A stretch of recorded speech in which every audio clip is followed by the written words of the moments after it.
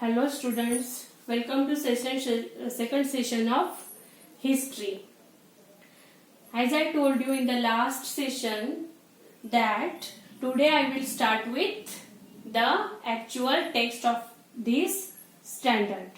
Okay, now today we are going to start the first lesson, that is sources of history. We know that last year also this lesson was there in 6th standard, and you know very well how many sources are there.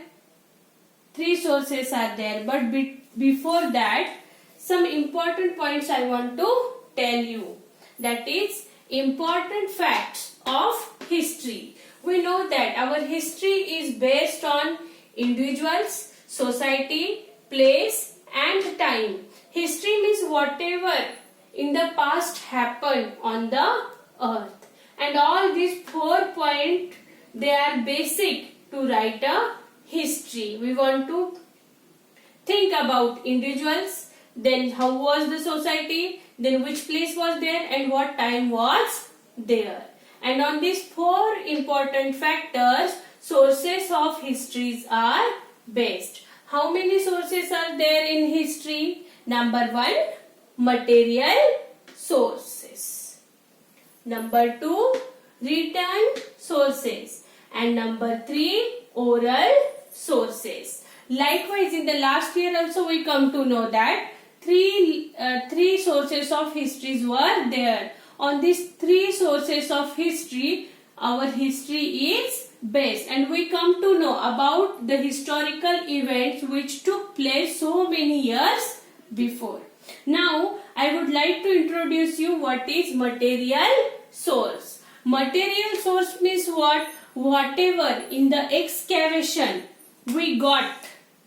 We know that dinosaurs and that big animals were there, mammoths were there, but due to some natural calamities, maybe earthquake, flood or anything happened in that day, and because of that all the human beings and ancient animals were get destroyed.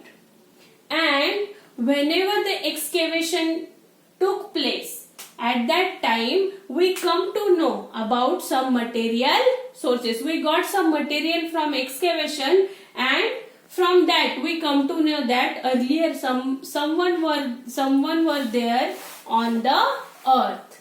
Now, for examples, in material sources, what is the first? Coins. We know the copper coins were there. Then stones, earlier people were using as a what we can say, money. Stones were there. Then coins were there. Then inscriptions were there. Then cave sculptures. Cave sculpture means what? The ancient people, they draw the paintings or carve on in the caves. Then buildings, ancient buildings. Harappa civilization is the nice example of buildings, how the cities were there in the earlier days. Then memorials, then forts. You know that ancient forts are also there, still they are in existence. Then copper plates. Copper plates are also the example of material sources. All these materials we got in excavation, and through that we come to know that material sources are the sources of history. It is an important factor of history. Through these points or through these sources we come to know that what was there in the history. Means how history formed, what was the time, and how we come to know one by one about all the sources of history. Next is number 2, written sources. Written sources means what? Whatever proofs or invention we got with the written form, like Vedas, Puranas. Last year we studied that, but here some Brujapatras were there. Last year also I taught you this Brujapatra. It is a bark of a tree, and on that earlier people were writing. So that it came under written sources. Then religious manuscripts means personally some people were starting writing religious manuscripts, means whatever religious information were there, they wrote on the bark of a tree, that is also known written source. Next is paintings. Earlier paintings were also there, that is also written source. Then biographies of some people, kings and queens, they are also coming under written sources. Next is travelogue, means earlier some saints or peoples or kings were there, they were traveled from one place to another, and whatever their experience was there regarding business, regarding traveling, they were writing, and that is known as travelogues. And then judicial verdicts, orders, means ancient kings, whatever the judgments were there in their court, they were writing on the paper, so that is known judicial verdict orders. So in this way we come to know some written sources which were used in the ancient times. Now next it is oral sources. Oral sources means what?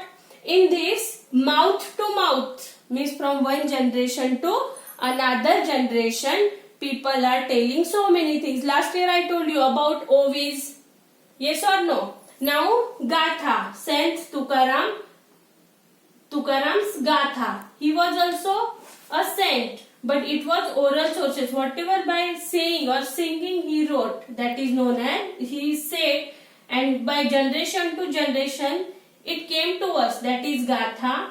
Then shlokas. In Sanskrit so many shlokas are there. They were not written anywhere. So some shlokas were ancient and they are coming under oral sources. Then abhangas. Earlier sons, they were singing abhangas. Then povadas. We know that whatever the praising of Chhatrapati Shivaji Maharaj, they are coming under povadas. His all means praising, people are singing in the form of povadas. Then proverbs, then legends, then myths. Myths means what? The ancient story from our grandma, she told to us. After some days we will tell to our grandsons or granddaughters. Myths means the stories that we don't know exactly, but these stories came from generation to generation by orally. So that is known as oral source. And next is folk songs. Folk songs means what? The songs which are not written anywhere, but they are coming by generation to one generation to next generation to next. So in this way, today I explain you about the important factors of history. They are individual, society, place, time. Next I taught you sources of history. They are material sources, written sources and oral sources. I gave you the example of material sources, written sources and oral sources. So today I want to tell you that this first lesson we completed, and I will give you homework on the group. Thank you.